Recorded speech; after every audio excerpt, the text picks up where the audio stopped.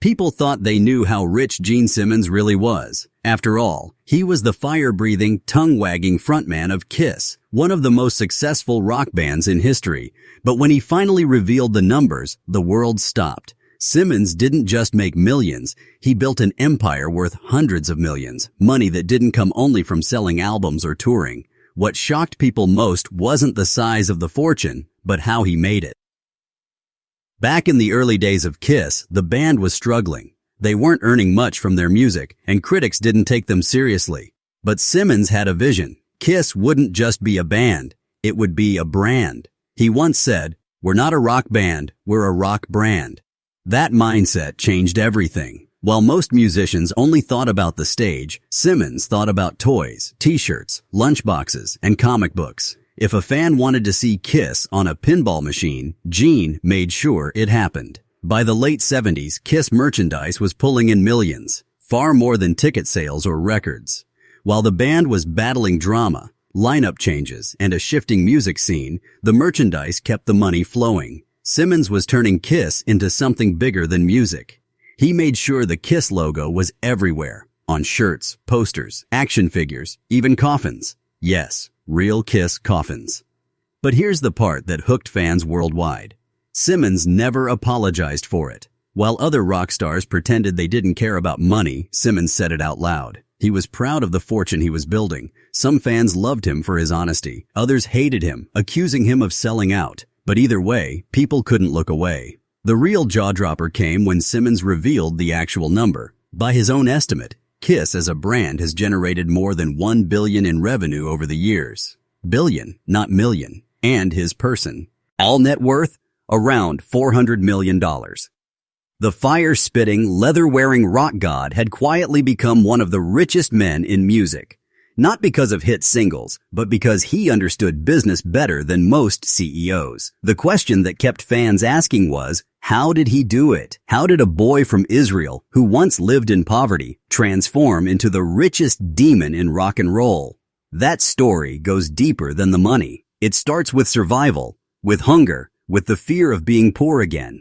Simmons didn't just chase fame, he chased security. And the way he built it is a story unlike any other in rock history. And that's where the real journey begins. The sky becomes alive. The roar begins as nothing more than a deep growl, a vibration that rattles the chest and sends a shiver through the ground. Eyes turn toward the runway, and in that moment, the ordinary world begins to shift into something extraordinary. The F-16 Fighting Falcon is no longer resting. It is alive, and it wants the sky. Its engine screams, a sound both terrifying and thrilling, a promise of raw speed that no human on foot could ever comprehend. The takeoff is not just about flight. It is about dominance, about proving that man and machine together can break the chains of gravity. The jet races forward, wheels still gripping the earth as if reluctant to let go. But the pilot knows the exact second when power must outweigh weight. In the cockpit, the pilot's hands steady, his eyes locked on the horizon. There is no hesitation. At this point, trust is everything. Trust in the machine beneath him. Trust in his training. Trust that the forces of the world will bend before the Falcon's will. The throttle pushes forward, the nose rises, and suddenly the wheels lift. For a heartbeat, the crowd below holds its breath. Then, with a graceful pull, the Falcon cuts free from the runway and climbs. The sky is no longer quiet. It vibrates with the howl of the jet's afterburner, leaving behind a streak of heat that distorts the very air. The ground seems smaller with every second, the earth shrinking into a canvas of green and brown as the F-16 tilts toward its path. Freedom has never looked so real. The pilot feels the pressure of speed against his body, his helmet pressing into the seat as if gravity itself is trying to claw him back down. But he doesn't yield. The Falcon belongs to the sky, and so does he. Every eye below follows its climb. Children point with wide eyes, veterans salute with quiet pride, and photographers struggle to capture even a glimpse of the E-Beast as it vanishes into blue. What they see is not just a machine, it is a symbol, a reminder that technology and human will can merge into something far greater than either on their own. This is not merely a takeoff, it is a declaration. A message to the world: the sky is guarded, and the guardians are always ready.